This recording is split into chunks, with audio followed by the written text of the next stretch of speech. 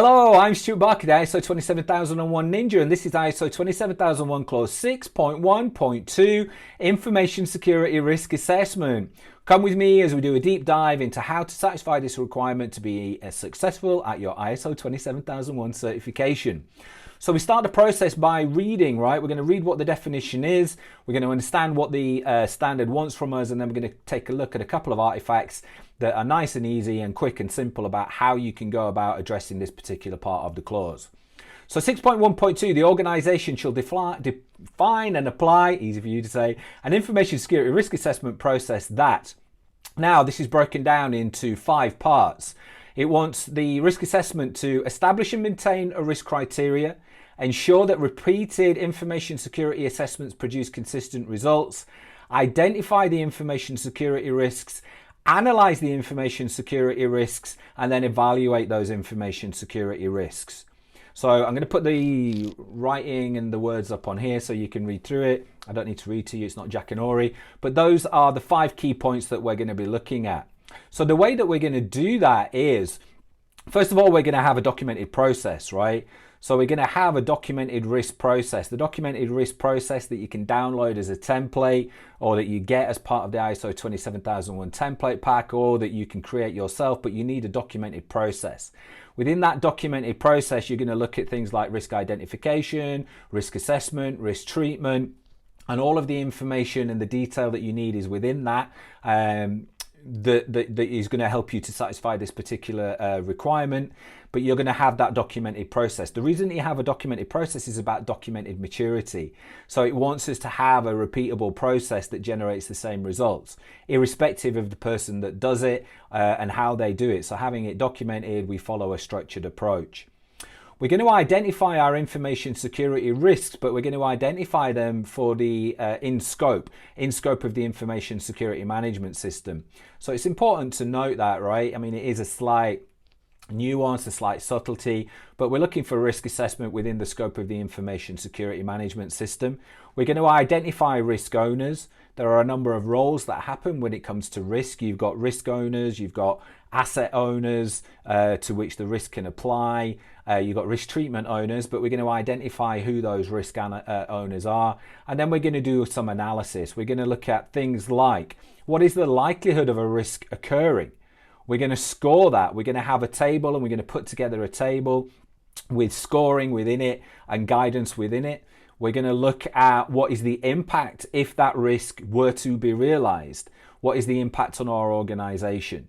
Then what we're going to do is generate a risk score, and that risk score is going to generate a consistent approach to our risk treatment and our risk acceptance. So we'll have a little look at that in a moment.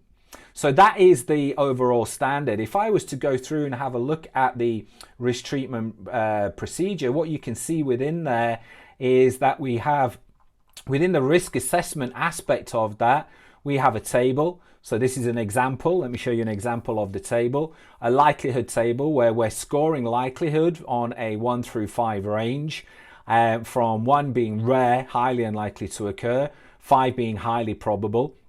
You can change the definitions of this based on your environment. You know, if you're in financial services, high transactions, then highly probable could be in seconds and minutes, not months and years and weeks.